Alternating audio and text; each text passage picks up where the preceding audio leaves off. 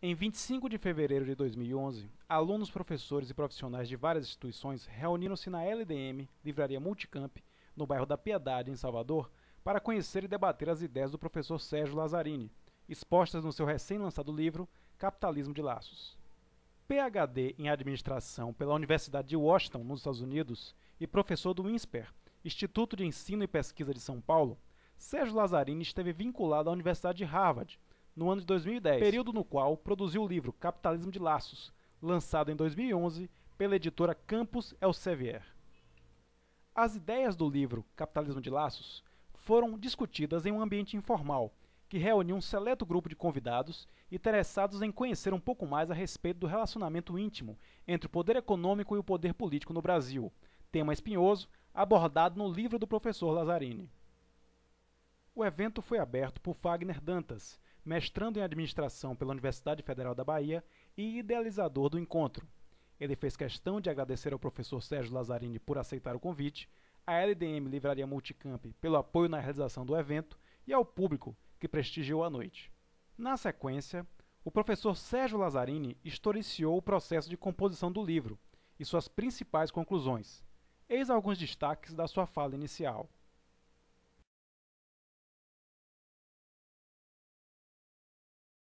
Convidei um professor de Wharton para um debate sobre internacionalização de empresas.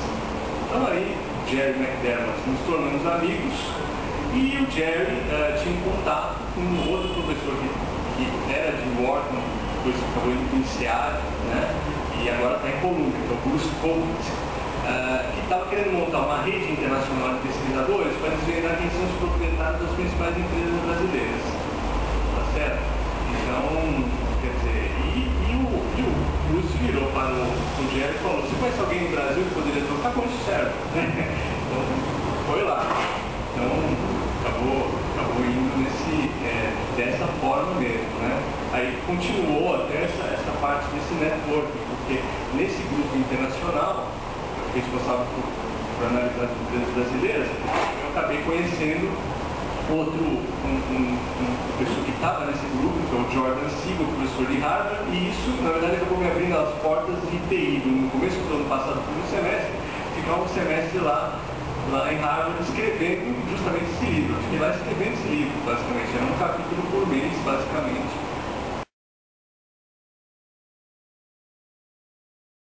Mas a gente já tinha um referencial teórico, que era essa análise que se chama sociologia, análise entre mundos pequenos. O que é um mundo pequeno? Um pequeno é um grupo de pessoas mais conectadas entre si, são panelinhas que, por sua vez, se conectam entre si. E no mundo corporativo isso é muito comum sob vários aspectos. Fazendo a primeira análise de dados lá para 2005, pegando os períodos de 95 e 2003, o que eu acabei percebendo é que houve um aumento muito acentuado de centralidade, de penetração, de participação central, de atores ligados ao governo. Principalmente BNDES e fundos de pensão estatais, previsto, Aí eu comecei a tentar entender por que aconteceu isso. E a explicação remonta do próprio processo, como a privatização foi feita no Brasil, que é a formação desses grandes consórcios, que aliás não começa com o Fernando Henrique, começa com o Collor em 1991, basicamente, com a criação das Minas.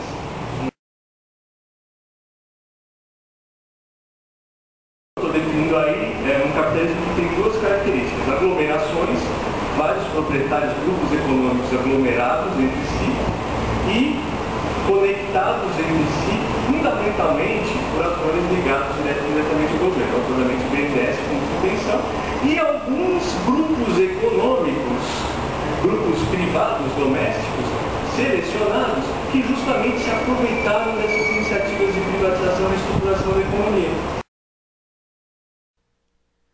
Ao final da apresentação do autor, a palavra foi aberta ao público presente. As perguntas abordaram desde a metodologia de pesquisa do autor, baseada no conceito de mundos pequenos, até os prós e contras da intervenção do Estado na economia. Um dos pontos altos da noite foi a discussão sobre parcerias público-privadas, PPPs, gerada pela pergunta do também mestrando em administração pela UFBA, Ricardo Gonzalez.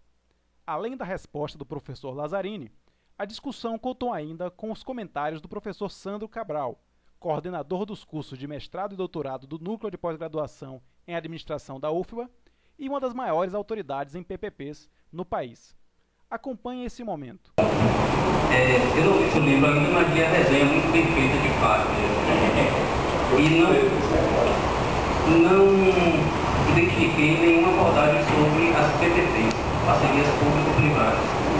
Então você considera que a PPP é uma extensão desse capitalismo de laço e que avaliação você faz desse arranjo institucional entre o público e o privado?